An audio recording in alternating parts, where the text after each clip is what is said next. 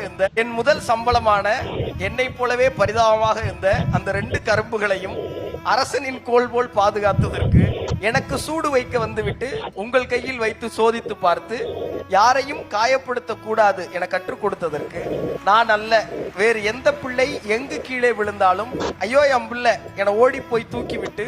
மனிதநேயம் சொல்லிக் கொடுத்ததற்கு, யாருடைய ஆதரவும் இல்லாத போதும் இருப்பதை கொண்டு எங்களை செழிப்பாக வளர்த்து தன்னம்பிக்கை பயிற்சி கொடுத்ததற்கு, நேர்மை வேண்டும் நேர விரயம் வேண்டாம்,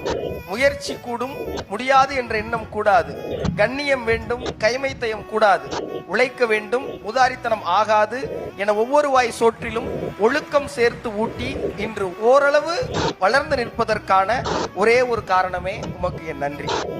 7 கழுதை 8 குரங்கு 9 எரும வயதான பின்பும் என் பிள்ளை என குழந்தையாகவே பாவிக்கும் உங்களை அடுத்த 27 ஆண்டுகள் என் குழந்தையாக பாவிக்க உங்கள் அனுமதி கோரி உங்கள் ஆபத்தான மகன் குமரன்.